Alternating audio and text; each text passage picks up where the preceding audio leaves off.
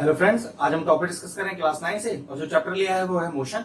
चलिए इस चैप्टर का न्यूमेरिकल लेते हैं। क्वेश्चन आपकी स्क्रीन पर आएगा, मैं अपनी क्वेश्चन बुक से पढ़ता हूँ। कह रहा है कि a bus decreases its speed from 80 kilometre per hour to 60 kilometre per hour in 5 seconds. मतलब एक बस की स्पीड जो पहले 80 किलोमीटर पर आवर थी डिक्रीज होके 60 किलोमीटर पर आवर हो गई। कितने सेकंड में? 5 सेकंड में। कह रहा है find the acceleration of the bus. आपको इस समय दोनों ही स्पीड क्वेश्चनों में गिवन है, तो देखो कैसे लिखेंगे। जो सबसे पहले दी है पक्की बात है वही आपकी इनिशियल वेलोसिटी होगी, और इनिशियल वेलोसिटी को हम किससे डिनोट करते हैं? यू से, और वो आपको दिया है 80 किलोमीटर पर आवर। एक चीज का ध्यान रखना है कि जो आपको ये यूनिट्स दी हुई है वो इंटरनेशनल स्टैंडर्ड्स के हिसाब से, मतलब जिसको हम ऐसा यूनिट बोलते हैं उसके हिसाब से चेंज करना है। तो जो यूनिट है वेलोसिटी का वो मीटर पर सेकंड होता है, और ये इसलिए भी कंफर्म है क्योंकि जो हमें टाइम है वो सेकंड्स में ही दिया हुआ है। अच्छा, ऐसा भी हो सकता है कि क्वेश्चन में लिखा आ जाए कि आप किलोमीटर पर आवर में ही सॉल्व करो, तो फिर आपको टाइम को आवर्स में चेंज करना पड़ेगा, लेकिन ऐसा बहुत कम ही लिखा हुआ आएगा। आपको इंटरनेशनल स्टैंडर्ड्स के हिसाब से ही चेंज करना है, और इसे आप मीटर पर सेकंड में कर सकते हैं। अब एक डायरेक्ट तरीका बताता हूं कि मीटर पर सेकंड में कैसे चेंज करें। अगर किलोमीटर पर आवर है और मीटर पर सेकंड में जाना है, 80 को 5/18 से मल्टीप्लाई कर दीजिए और ये अपने आप मीटर पर सेकंड बन जाएगा। अब क्वेश्चन ये रहा सर ये 5/18 आया कहां से? तो देखो इसका कंसेप्ट समझ लेते हैं। वैसे हो सकता है काफी बच्चों को पता भी हो। अब 80 तो किलोमीटर पर आवर में दिया है ना, तो किलोमीटर से मीटर में आने के लिए 1000 से करते हैं मल्टीप्लाई अपॉन आर। आर को पहले अगर मैंने 160 से डिवाइड किया तो ये हो गया मिनट, और अगर मैंने 160 से और किया तो ये हो गया सेकंड। अब जरा ध्यान से देखो, ये चेंज तो हो गया मीटर पर सेकंड में, लेकिन इतना बड़ा कैलकुलेशन करने से बेहतर देखो ध्यान से जरा, ये 2 जीरो से मैंने ये वाली 2 जीरो उड़ाई, और ये हो गया 2 5 10, 2 3 6। जरा चेक करना है कितना लिखा आ रहा है, 5 और 6 3 18। तो डायरेक्टली क्या करते हैं, उस नंबर को 1000 अपॉन 3600 से मल्टीप्लाई ना करके 5/18 से डायरेक्टली मल्टीप्लाई कर दें, तो ये डायरेक्टली मीटर पर सेकंड में चेंज हो जाएगा। और बिल्कुल इसका अगर उल्टा रिवर्स करें कि आपको मीटर पर सेकंड दिया है और किलोमीटर पर आवर में चेंज करना है, तो इसके रिवर्स से मल्टीप्लाई कर दें, मतलब 18/5 से। इसलिए मैंने डायरेक्टली किलोमीटर से मीटर में आने के लिए 5/18 से मल्टीप्लाई कर दिया था। ठीक है, चलिए आगे चलते हैं। अब आपकी इनिशियल वेलोसिटी दी हुई है 80 किलोमीटर पर आवर, जिसको मैंने चेंज कर दिया 5/18 से मल्टीप्लाई करके मीटर पर सेकंड में।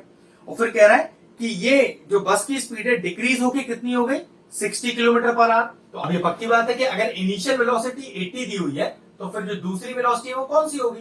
पक्की बात फाइनल वेलोसिटी होगी, जिसको v से डिनोट करते हैं, और ये हो गया आपकी 60 किलोमीटर पर आवर। लेकिन चेंज तो इसको भी मीटर पर सेकंड में ही करना पड़ेगा। लॉजिक आपको समझा दिया है कि 5/18 से इसे मल्टीप्लाई कर दीजिए मीटर पर सेकंड। अभी चाहे तो कैंसिल आउट कर सकते हैं, अभी कर नहीं रहा लेकिन कर भी सकते हैं। ठीक है, अपनी कैलकुलेशन को जितना इजी रखना चाहे कर सकते हैं। चलिए अगला स्टेप में क्या दिया हुआ है, आपको टाइम दिया हुआ है, और टाइम दिया हुआ है आपको 5 सेकंड का, और हमसे फाइंड क्या करने के लिए बोल रहा है, हमसे कह रहा है कि find the acceleration of the bus.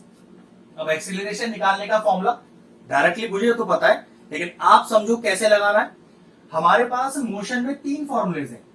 v is equal to u plus a t, छोटा s जिसको दूरी बोलते हैं, s is equal to u t plus half a t square, और तीसरा फॉर्मूला है v square is equal to u square plus 2as। अब ध्यान से देखो, क्वेश्चन में ना तो दूरी से जुड़ी कोई बात की गई है, ना ही दूरी दी है, ना ही दूरी निकालनी है।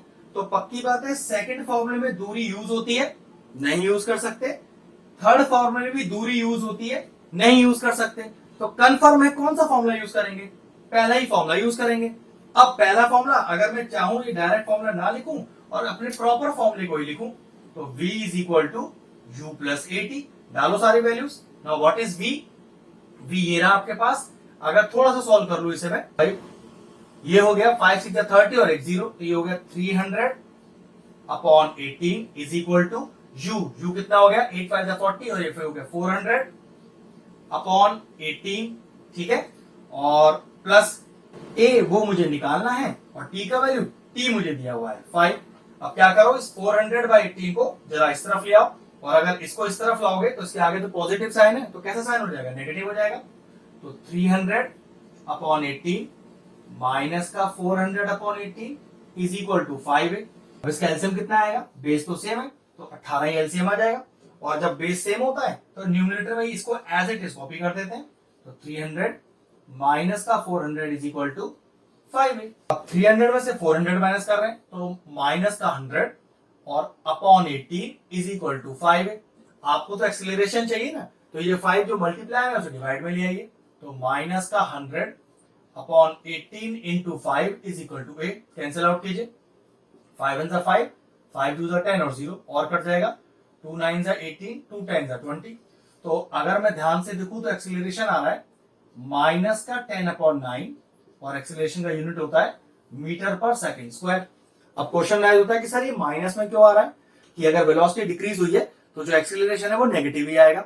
अब क्वेश्चन हमारा फ्रैक्शनल है, अगर ये क्वेश्चन किसी एमसीक्यू में तो हो सकता है -10/9 आपको दिखा मिल जाए, लेकिन अगर एक सब्जेक्टिव क्वेश्चन है तो इसे अभी डिवाइड करना पड़ेगा आपको 10/9 को, और फिर आपका फाइनल आंसर आएगा।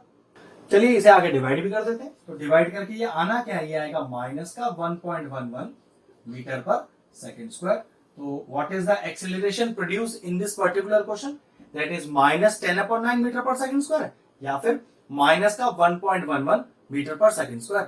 क्वेश्चन फिनिश हुआ, वीडियो फिनिश करते हैं।